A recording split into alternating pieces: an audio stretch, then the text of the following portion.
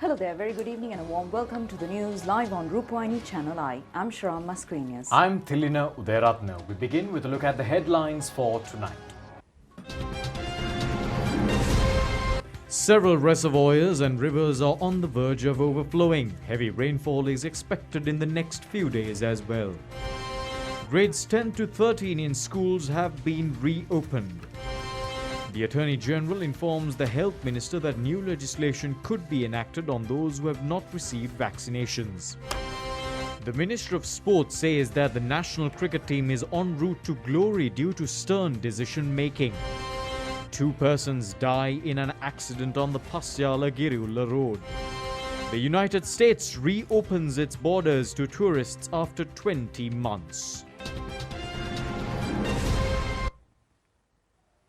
On your top local story this evening, water levels in several major rivers and branches have reached the spill level due to the lashing of heavy rains since several days. Therefore, the Disaster Management Centre informs the people living in lowlands adjacent to the rivers to remain vigilant. Water levels in the Kalani, Kalu, Ging, Nilvala and Benthara rivers have increased substantially. It has also been reported that there is a threat of water level increasing in the Attanagalu Oya as well. The scenes depict how the water level in the Kalani river has gone up due to heavy rainfalls in the feeding areas. The water gauge in Hangwella has recorded the water level as 4 feet this evening. Vehicle transport in the Galle town has been obstructed due to the inundation of several entrance routes to the town. According to the Baddigama gauge, the water level at the Ging River was measured at 4 meters. Holuwagoda in the several byroads in the Baddigama Galle road have also come under water. The Sri Lanka Navy personnel have taken measures to remove debris.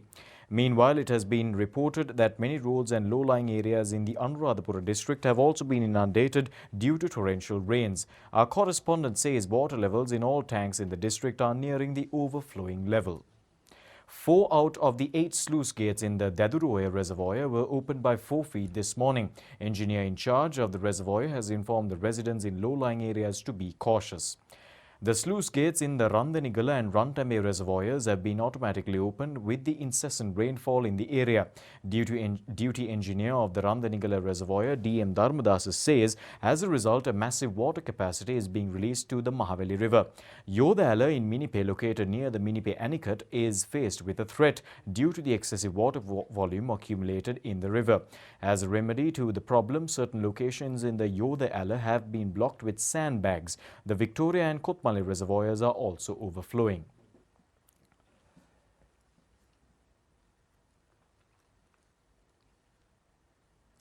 Heavy rainfall has also activated the Andavala waterfall on the Nuvarelia Padiyapalala road. The Disaster Management Centre says that the outcome has been the expansion of the water capacity in Belihuloya. A large rock and a soil mountain have fallen on 2 houses in the Pinidiyamulla in Payagala as a result of heavy rainfall. The police have informed the residents in adjacent houses to evacuate. 251 persons belonging to 63 families have been relocated in 9 relief centres in the past 24 hours. The Disaster Management Centre says all arrangements are being provided to attend to their needs. Meanwhile, the National Building Research Organisation have extended its communique on the warnings released yesterday. Accordingly, the threat zone has been extended to Baddigama and Alpitiya in the Galle district, Agalavatta and Palindanuwara and Bulat Sinhala in the Kaludara district, the Narangala Divisional Secretariat Division in the Kurunagala district, Ukuwela and Rattota in the Matale district, Ratnapura, Ayagama, Ahaliyagoda, Kalavana in the Ratnapura district, Ruangwella and Dehiyovita in the Kegalle district, Passara and Alla in the Badulla district as well. The danger zones continue to remain in Sitavaka in the Colombo district, Neluwa, Nagoda and Yakkalamulla in the Galle district, Horana and Ingiri in the Kalutara district, Yatinura, Udunuwara and Harispattu in the Kandy district. The National Building Research Organisation warns people living in nearby rivers and hilltops to remain vigilant as the rainy weather condition will prevail in the next few days as well. The Department of Meteorology forecasts rainfall exceeding 150 millimeters in certain locations in the northwestern, western and Sabarakamu provinces in the next few hours. It further predicts that rainfall exceeding 100 millimeters in certain locations in the Uva and eastern provinces as well as in the districts of Matale, Gaul and Mathura within the next 36 hours. The Department of Fisheries and Water Resources also informs those engaged in fishing in coastal areas to be vigilant of rainfall and other inclement weather conditions. Classes from grade 10 to 13 in all schools have been reopened today. The schools have remained closed from time to time for nearly 2 years. With the normalization of the situation to some extent, primary divisions in all schools have been reopened on the 25th of this month. The schools were reopened according to the recommendations received by the COVID Control Committee to commence educational activities targeting the GC O-level and advanced level examinations. The attendance of students in schools in the Colombo district were at higher level. They have followed health guidelines as well. A higher percentage of students attended had also been recorded from schools in other provinces as well.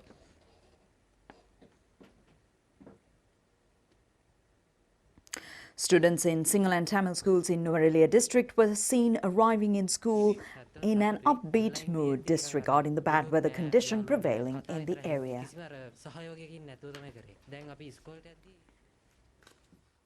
Minister of Health ChannelEye Rupavahini says new laws could be brought to prevent those not receiving both doses of a COVID-19 vaccine entering public places. He made these remarks in the Parliament today. Minister ChannelEye Rupavahini said that he has requested permission from the Attorney General last week to ban people from not being vaccinated with both doses entering common places. He received a response from the AG today stating that the imposition of such a law is legal. Many developed countries have introduced such bans. vaccines දෙකම ගන්න පුළුවන් app එකක් හදලා app එකත් එක්ක ඒක නැත්නම් පොදු ස්ථානවලට යන එක තහනම් කරන දෙයකටත් උසාවියයි. නමුත් අපි ඉතින් ඒකට මුහුණ දෙන්න සිද්ධ වෙනවා. 202,000 doses of the US-manufactured Pfizer vaccine were brought to the island from the Katunaika International Airport yesterday. They were later transferred to the storage complex at the Pharmaceuticals Corporation in Colombo. Minister ChannelEye Rupavahini said that 14.5 million vaccines have been inoculated on the people of Sri Lanka. Normally, it takes nearly 10 years of clinical tests to approve a vaccine. However, under the existing circumstances, the WHO was compelled to approve them after less than 1 year of testing.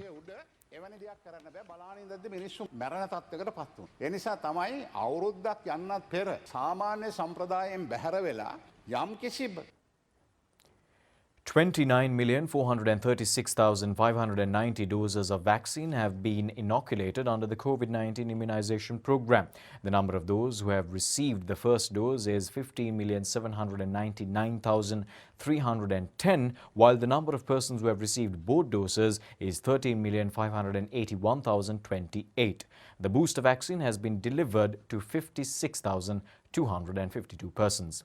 512 COVID-19 patients have been detected in the island today. The number of patients continuously receiving treatment is 16,398. 312 persons have recovered today. The total number of recovered persons is 515,495. In the meantime, 19 COVID-19 related deaths that occurred yesterday have been reported by the Director General of Health Services today. 11 of the fatalities were of the age of 60 or above. The 8 remaining victims were between the ages of 30 and 59 years. Train services are being operated according to the normal timetables with effect from today. Accordingly, 301 train journeys are being conducted. Minister Prasanna Ranatunga says 9,545 tourists have arrived in the island in the past 7 days. Tourist arrivals are increasing gradually with the opening of the country. The Ministry of Tourism says tourists have arrived in the country in the past few days from several countries including the United States, the United Kingdom, Germany, Canada, France and Switzerland. Meanwhile, Director General of Health Services Dr. Hemantha Herath urges the public to be more responsible in their behavior to avoid another COVID-19 outbreak in the country. He made these remarks addressing a media briefing held today. We have experienced a slight increase of daily reported cases in Sri Lanka. Earlier, there was a small period of stagnation around 500 cases a day, and now we are experiencing above 600 cases a day in the past 2 days, and probably this may be a natural ups and downs that can happen in an epidemic situation. However, we have to take this very seriously, basically because even the slightest increase following a period of stagnation indicates that there could be a further rise of cases in the coming days, and this could be the results of some behavior that we did during the past 2 weeks or so. So therefore, in the coming days, we might get more and more cases if we feel that, or if our behavior that happened during the past 2 weeks are the reason for this slight increase. Definitely there will be an increase of cases in the coming days also. So to prevent further increase, we have to act now itself. Therefore, only way to get out of this situation is to adhere to the health guidelines. We have seen people are traveling. We don't discourage traveling or any leisure activities because the people have been at home for a long period of time. What we want to tell the public is, while engaging in your leisure activities, try to spend your time in a calm and quiet place rather than going into crowded places where large number of people are gathering. And also, people are going to religious places at this moment. We would like to urge that wherever there is a crowd in those places, please avoid. At least go to the place at a time where there are no people or minimum number of people, or try to spend your time at a calm and quiet place where you will be having a least risk of getting the disease. Otherwise, we will be experiencing another rise of cases which the health department may be able to handle. But if there is any rise of deaths, who is going to take this responsibility? So therefore, we have to act responsibly. So therefore, everyone should take this responsibility into their hand and adhere to the health guidelines to the letter so that the spread of the disease will be minimized. The United States has reopened its borders to double jab foreign visitors, ending a 20-month entry ban. The ban was imposed by former President Donald Trump due to COVID-19. The travel ban has affected non-United States citizens from over 30 countries, including the United Kingdom and the European Union states, separating families and stalling tourism. Airlines are expecting a flood of visitors as the restrictions are lifted for those who are fully vaccinated and undergo testing and contact tracing in an effort to stop the spread of the coronavirus. United States borders were initially closed to travelers from China in early 2020. The restrictions were then extended to other countries later on. The rules barred entry to most non-United States citizens who had been in the United Kingdom and a number of other European countries, as well as China, India, South Africa, Iran and Brazil.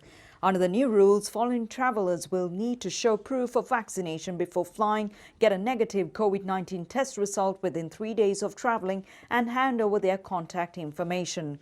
Quarantine is not required for travelers who have been fully vaccinated. The United States land borders where neighbors Canada and Mexico will also reopen their borders for fully vaccinated. Russia has ended a week-long paid holiday aimed at curbing the spread of the virus, despite the country seeing thousands of new cases and more than 1,000 deaths per day. President Vladimir Putin has ordered the paid holiday period from 30th of October to the 7th of November in a bid to stem soaring infections and deaths exacerbated by a slow vaccination drive. Russia reported has more than 39,400 new cases, while reporting 1,190 additional deaths today. Australia will begin administering booster shots of Pfizer vaccine as millions in Sydney. Australia's vaccination rate has picked up pace since July after widely missing its initial targets when its southeast was hit by a third wave of infections triggered by the highly infectious Delta variant, forcing months-long lockdowns. Sydney and Melbourne, its largest cities and the worst hit by the Delta wave, have been accelerating inoculation campaigns before they could gradually relax restrictions. Life will return close to normal in New South Wales, home to Sydney, as the state nears its 90% of dual-dose vaccination in people above 16 years of age. Meanwhile, COVID-19 has infected more than 250 million people and has killed over 5 million globally. The period granted for the retired community to express their willingness to contribute to the Agrahara insurance scheme has been extended by a month. Government servants who had retired prior to the 1st of January 2016 are eligible to join the Agrahara insurance scheme. Under the insurance coverage of this program, a retired employee is entitled to bonuses up to 500,000 rupees. Previously, a 2-week period had been granted for the retired community to express their willingness to join the Agrahara insurance scheme. However, due to the objections presented by some organizations of retired employees, Minister Janaka Bandara Tennakon has decided to extend the grace period by a month. A discussion in this connection was held at the Ministry of Public Administration today. The need for an insurance scheme of this nature has risen due to a proposal submitted by retired employees' organizations. 269,071 employees who had retired before the 1st of January 2016 have become eligible to join the insurance scheme. However, a further 96,736 employees who had retired after the deadline have also become eligible to receiving benefits through this scheme. These employees were included in the program by the previous government, even without receiving their consent to join the insurance scheme. It has also been pointed out that retired persons in other categories were engaged in protests and picketing campaigns requesting to enroll themselves in this privileged insurance scheme. Minister Janaka Bandara Tennakon said at the meeting that the present government will not join retired persons in the Agrahara program without inquiring their willingness to contribute in the program. A situation has risen today that even an insurance company in the private sector is not providing insurance coverage to persons above the age of 60 years. He added that when the government was engaged in measures to include the 269,000 retired government officials in a more democratic process, certain extremist gangs had attempted to destabilize the government. The 2-week period to ascertain the views of the prospective contributors is inadequate and therefore instructed the Secretary to the Ministry to extend the period by a month. The Urban Development Authority says that the objective of acquiring a section of the Muthurajawala environmental zone is to develop it as an international Ramsar wetland. The ultimate aim is to safeguard this valuable natural resource for the future generation, as these facts have been revealed at a media briefing jointly conducted by the Urban Development Authority, the Central Environmental Authority and several other institutions today. Chairman of the Central Environmental Authority, S. Amarasinghe, said the Colombo city today enjoying benefits of services rendered by President Gotabaya Rajapaksa in his capacity as the Defence Secretary and the competent authority of the Urban Development Authority. The Colombo city has not been flooded today even under heavy rainfall. The city has been protected from floods today due to numerous projects undertaken in the Bellamvilla, Attiriya Kotte and Thalangama wetland zones. Director General of the Urban Development Authority, Prasad Ranavira, said that 10% of the land in the Gampa district and the remaining 10% of land in the Muthurajawala have already been reclaimed. He also said that they are not awaiting for more reclamation activities in future. A solution has been provided. The Director General of the authority further said that the UDA is engaged in development activities beyond its scope of development relating to houses and bus stands. He also said that their final objective is to declare Ramsar as a wetland zone. වනජීවී කලාපයේ හැටියට තියෙන දැනට ප්‍රකාශයට පත් කරපු හෙක්ටයාර 1200 ඇතුළේ විතරක් ඉන්නවා පවුල් 1050ක් විතර. අපි ගත්තොත් ජනගහනය 5000කට ආසන්නයි. මේ 5000 එදිනෙදා භාවිතා කරන කැලිකසල් අපද්‍රව්‍ය ඍජුවම දාන්නේ මේ රක්ෂිතයට. දවසින් දවස විනාශ වන පරිසරය ඉදිරි අනාගත දරුවට කොහොමද ආරක්ෂා කළ දෙන්නේ කියන එක තමයි නාගරික සංරක්ෂණ අධිකාරියේ කාර්යභාරය වෙන්න තියෙන්නේ. අපි අවසානයේ අපි බලනවා මේ ජනතාව කොහොමද මේතන තවදුරට තියාගන්න පුළුවන්ද මේක සිටියම දිහා බැලුවාම 1980 ඉඳලා ගත්තාම අද වෙනකොට කොට කරපු ප්‍රමාණය හොඳටම පැහැදිලිවම පේනවා. ඒ නිසා අනුපවුල් වල තව ව්‍යාප්තිය අඩු කරගන්න ඕන නාගරික සංවර්ධන අධිකාරිය හැටියට ඔය හැමෝගෙම බලාපොරොත්තු තමයි අපි මේ ඉෂ්ට කරන්නේ විශේෂයෙන්ම අතිඋතුම් Malcolm Ranjith කාදිනල් තුමාගේ Chairman of the Urban Development Authority, Major General Udaya Nanakara, said that they have enlightened the people in the area and requested their cooperation to prevent further degradation of the environment. He further said that he has educated the residents as to why the Muthurajawala southern area was not included in the Gaza notification. This area belongs to the Central Environmental Authority and it is a government land. The chairman also said that they are able to include the the area in their master plan at any instance. Minister Namal Rajapaksa says that the Sri Lankan cricket team is en route to victory and glory due to stern decision-making taken in the face of challenges. The minister, responding to queries raised by the opposition in the parliament today, said that necessary plans have been prepared for the sport of cricket in the next 15 years. Minister Namal Rajapaksa said that the COVID-19 pandemic has posed a serious setback to all forms of sports, including cricket. Sports activities have come to a complete standstill. Many problems have risen regarding the behavior of sportspersons and coaches. The Cricket Committee, under the leadership of Aravinda De Silva, and the Sports Council, under the leadership of Pramod Wickramasinghe, have taken stern decisions. The sportsmen and women have a long journey to go and reach world standards in a few years. පුළුවන් නම් qualify වෙන්න second round එකට ගියා. පෞද්ගලික ක්‍රීඩා අමාත්‍යවරයා විදියට මම සතුටු වෙනවා. ඒ ගත්තු තීරණවල නවක ක්‍රීඩකයෝ පිරිසක් බිහි වෙලා තියෙනවා. ඒ වගේ මේ නවක ක්‍රීඩකයෝ බිහිවීම පමණක් නෙවෙයි ජාත්‍යන්තර තලයේ වර්ල්ඩ් ස්ටෑන්ඩඩ් එකේ ක්‍රීඩකයෝ බවට දැන් පරිවර්තනය වෙනවා. ඒ තුල මම හිතනවා අප ඉතාමත් දිගු ගමනක් ඇවිල්ලා තියෙනවා. හැබැයි අර යා යුතු මග බොහොමයක් තියෙනවා. කළ යුතු දේවල් බොහොමයක් තියෙනවා. අර මහිලා ජයවර්ධන මැතිතුමා එතුමා ඇයි අර මූලික තරංග වලට විතරක් ඉඳලා අවශ්‍ය තරංග වලදී එතුමා ආවේ ඇයි දම්මලා? එතුමා ලංකාවේ හිටියත් ඒ හැම තරංගයකටම මම පෞද්ගලිකව දන්නවා. දිවාරය නොබලා ඇනලයිස් කරන එක්කෙනත් දෙක පුහුණුකරුවෙක් එක්ක නායකයෙක් එක්ක තාක්ෂණය හරහා සම්බන්ධ වෙලා අදාළ උපදෙස් ටික දුන්නා. ඒ වගේම තමයි එතුමාට ලංකාවට එන්න පෞද්ගලික හේතුවක් තියෙනවා. ඉතින් ඒ පෞද්ගලික හේතුවල අපි ගරු කරන්න ඕනේ. ඒක මම හිතන්නේ පාර්ලිමේන්තුවේ අපි ඒ අයගේ පෞද්ගලිකත්වයේ In other stories, President of the Sri Lanka Podujana Peramuna and Minister Professor J.A. Peiris reiterates on the need of a collective responsibility on decisions taken along with the coalition parties.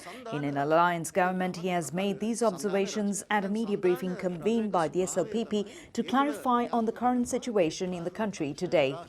Minister Professor J.A. Peiris said that in Sri Lanka today there exists an alliance government. The nature of the alliance government is that it is made of several different parties with different identities.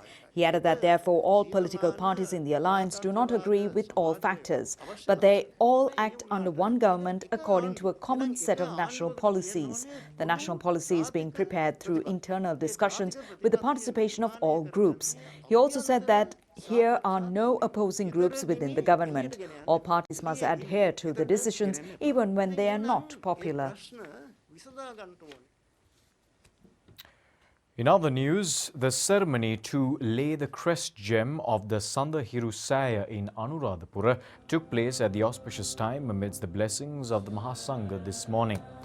The Sanda Hirusaya has been constructed to commemorate the gallant soldiers who had laid down their lives and those who had been disabled in operations to eliminate the LTTE, which had prevailed for over 3 decades. The work on the Mahasaya had begun in the year 2010 and it took 11 years to bring it to the present status. The constructions are now in the final stage. One Command-in-Chief of the Security Forces, Major General Champaka Ranasinghe, and Brigadier of the 211th Brigade Rohan Rajapaksa, along with Chief Coordinating Officer of the Sanda Hirusaya, Colonel Mohan Kumara, were also present at the crest gem laying ceremony. The Lanka Army, amidst chanting of Setpirit, the crest gem has a height of 3 feet and 6 inches while it has been brought down. It has been created using gold and precious pearls.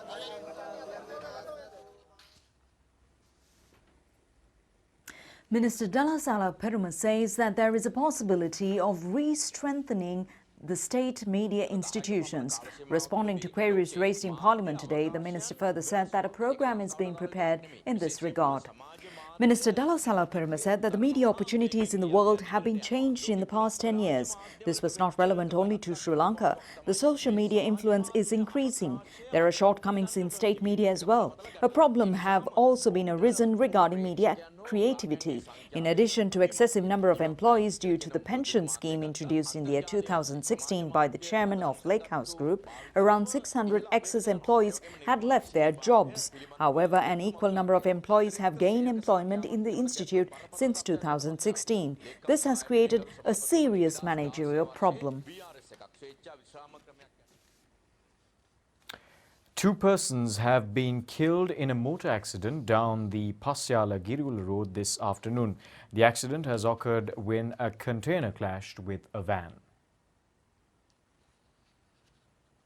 The container was reported to have clashed with a van coming from the opposite side when it tried to overtake a three-wheeler.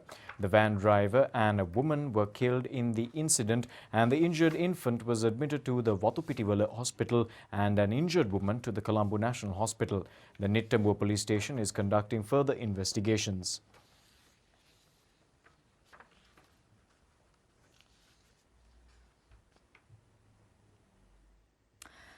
The inauguration ceremony of the cultivation of paddy in the March season utilizing organic fertilizer has commenced in Madhatugama and Anuradhapura today.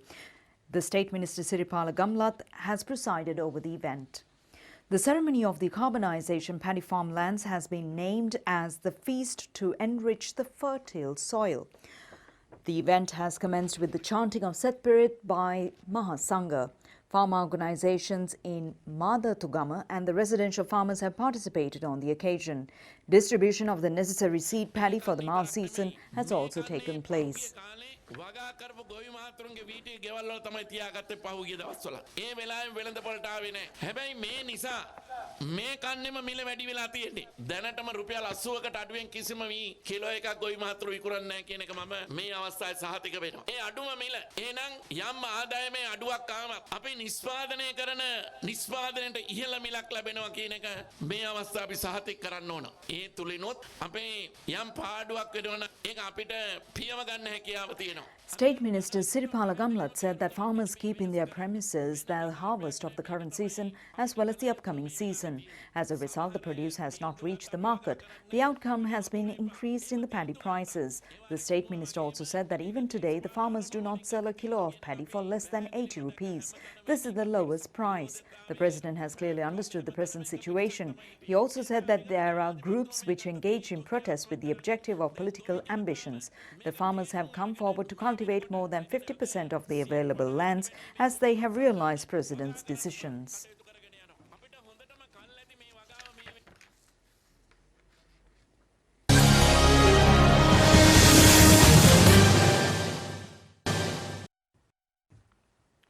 And on sports news for tonight, we start off with football as the Prime Minister Mahinda Rajapaksa Trophy International Four-Cornered Football Tournament scheduled to commence today has been postponed till tomorrow. However, the President of the Maldives, Ibrahim Mohammed Soli, has arrived in Sri Lanka this morning to participate in the inauguration ceremony. The Sri Lanka Football Federation has organised the international tournament on the instructions of Minister Namal Rajapaksa. This is the first occasion of such an international football tournament taking place in Sri Lanka. Ministers Namal Rajapaksa, S.B. Ratnayaka and State Minister D.V. Chanaka, as well as the President of the Sri Lanka Football Federation, Jashwar Umar, and Secretary Upali Hevage were present to welcome the President of the Maldives. The four countries participating in the tournament are Sri Lanka, Bangladesh, Seychelles and the Maldives. And on cricket, the West Indies cricket team has arrived in the island this morning to take part in the test matches against Sri Lanka. The first test match is scheduled to commence at the Galle International Cricket Stadium on the 21st of this month. The 15-member team led by Craig Brathwaite. The second match of the current series is also scheduled to take place at the Galle International Stadium on the 29th of this month. The West Indies team is scheduled to engage in a 4-day warm-up session prior to the commencement of the series.